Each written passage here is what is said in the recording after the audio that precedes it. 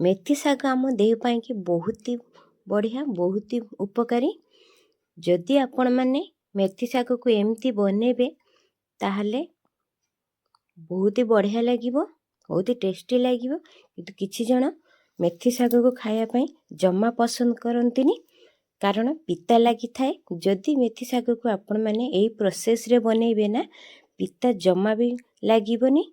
जो मैंने खाऊ नथिबे से माने यही प्रोसेस रे बनेला बेले खाइबे, बहुत ही बढ़िया लगे, जमा पिता लागबनी। तो यही सीजन रे मेथी शाग उठिला मात्रे के आगे आनिकी आपण मैंने एमती रेसिपी बनैकी खाइबे।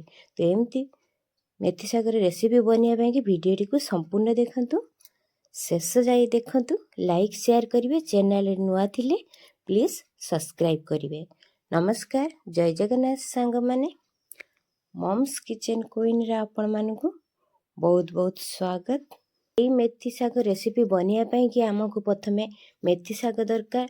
तो मेथी शाग मुझे 2 बिड़ा मेथी शाग नहीं देखी पार्थिबे आपण माने।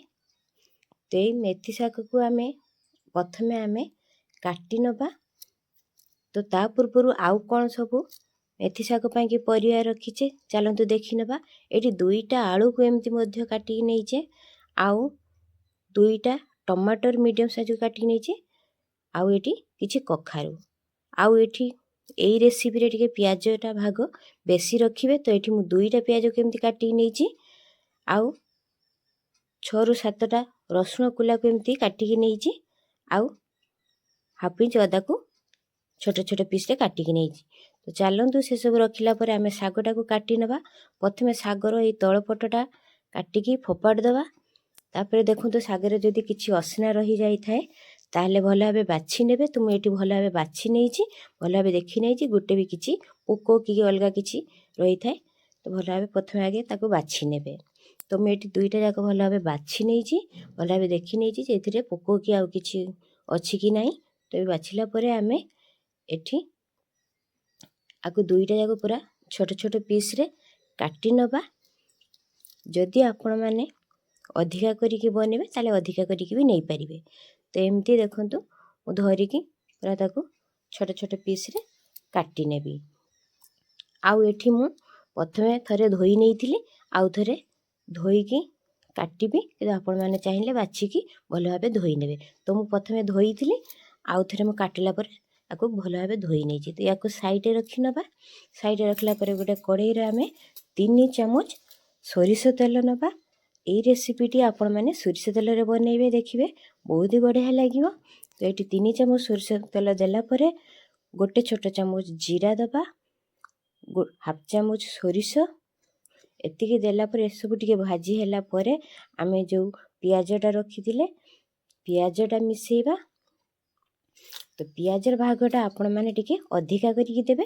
प्रथमे आमे पियाज को हालुका टिके भाजी नबा 1 मिनिट पाई कि। तो एठी हमर देखंतु पियाजटा टिके भजा हो गला। तापर आमे जो रसुणटा रखिथिलु काटिकी छोट छोट पीस रे ताकू एथिरे मिसेइ नबा। आउ 2 ରୁ 3 मिनिट हालुका गोल्डन नाली हवा पर्यंत आमे रसुण आउ पियाज को भल भाबरे भाजी नबा। फ्लेम को मीडियम रे रखिकी भाजीबा। तो एठी पियाज रसुण हमर भजा हो गला।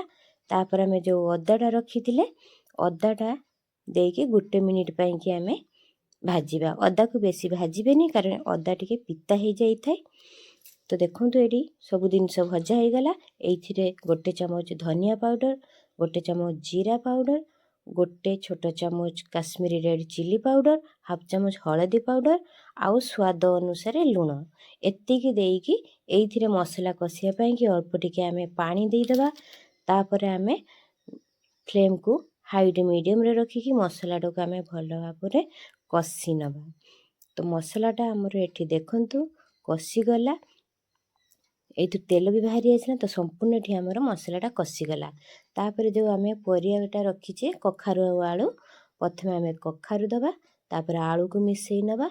बास एतिकी देला परे आमे 1-2 मिनिट पाई कि मसला सहित आलू कखारु को भल भाबरे मिसेई नबा। तो एठी भल भाबरे मिसेई नेली। एबे आकु आमे 4 ରୁ 5 ମିନିଟ୍ ଘୋଡ଼େଇକି ଏମିତି ଫ୍ଲେମ୍କୁ ମିଡ଼ିୟମ୍ରେ ରଖିକି ଭାଜିବା। ତ ଏଠି ଦେଖନ୍ତୁ ଘୋଡ଼େଇକି 4 ରୁ 5 ମିନିଟ୍ ଆମର ପରିବା ଭଲ ଭଜା ହେଇଗଲା। ଅଧା ପରେ ଆମର ଏଠି ପରିବା ସିଝିଗଲାନି। ତ ଦେଖିପାରୁଥିବେ। ଏବେ ଆମେ କ'ଣ କରିବା ନା ଯେଉଁ ଶାଗ ଆମେ ମେଥି ଶାଗ ରଖିଛେ ନା ତାକୁ ମିଶେଇ ନେବା। ଏଇଥିରେ ଆମେ ଜମା ବି ତରକାରୀ ପାଣି ବ୍ୟବହାର କରିବାନି। ତା ସାଙ୍ଗକୁ ଟମାଟୋଟା ଦେଇଦେବା। ଆଉ ୟାକୁ 2 ରୁ 3 ମିନିଟ୍ ଏପଟ ସେପଟ କରିକି ଆମେ ଭଲ ଭାବରେ ମସଲା ସହିତ ମିଶେଇ ନେବା। ଶାଗକୁ ମିଶେଇଲା ପରେ ଆମେ ୟାକୁ ଆପଣମାନେ ଦେଖିପାରୁଥିବେ ଏଠି ଟିକେ କମିଗଲାନି ଶାଗ ଆଉ ମିଶିଲା ପରେ। ତ ଏଠି ଫ୍ଲେମ୍କୁ ମିଡ଼ିୟମ୍ରେ ରଖିକି ପୁଣି ଆମେ ଆଉ 2-3 ମିନିଟ୍ ପାଇଁକି ହେବା ପାଇଁ ଦେବା। ତ ଏଠି 2-3 ମିନିଟ୍ ପରେ ଦେଖନ୍ତୁ ତରକାରୀ ଆମର ଏଠି ସମ୍ପୂର୍ଣ୍ଣ ହେଇଗଲା। ସବୁ ଜିନିଷ ସମ୍ପୂର୍ଣ୍ଣ ସିଝି ଯାଇଛି। ଶାଗ ଯେଉଁ ପକାଇଥିଲେ ହେଇଯାଇଛି। ତ ଦେଖନ୍ତୁ ଏଠି ଗ୍ୟାସ୍ ଫ୍ଲେମ୍କୁ ଅଫ୍ କରିନେବା। ତ ଏଇ ରେସିପିଟି ଆପଣମାନେ ଗରମ ଗରମ ଭାତ ସହିତ, ପଖାଳ ସହିତ, ରୁଟି ସହିତ ଗରମ ଗରମ ଖାଆନ୍ତୁ। ଜମା ପିତା ଲାଗିବନି, ବହୁତ ବଢ଼ିଆ ଲାଗିବ, ବହୁତ ଟେଷ୍ଟି ଲାଗିବ। ତ ଏଇ ରେସିପିଟି ଆପଣମାନଙ୍କୁ କେମିତି ଲାଗିଲା କମେଣ୍ଟ ମାଧ୍ୟମରେ ନିଶ୍ଚୟ ଜଣାଇବେ। ଯଦି ଆପଣମାନଙ୍କ ରେସିପି ଭଲ ଲାଗିଥାଏ ତାହେଲେ ପ୍ଲିଜ୍ ମୋ ଚ୍ୟାନେଲକୁ ଲାଇକ୍, ସେୟାର, ସବସ୍କ୍ରାଇବ୍ କରିବା ପାଇଁ ଜମା ଭୁଲିବେନି। ସବସ୍କ୍ରାଇବ୍ କରିବେ। ପୁଣି ଦେଖା ହେବା ଗୋଟେ ନୂଆ ଭିଡ଼ିଓରେ। ସେତେ ପର୍ଯ୍ୟନ୍ତ ରହୁଛି। ଜୟ ଜଗନ୍ନାଥ।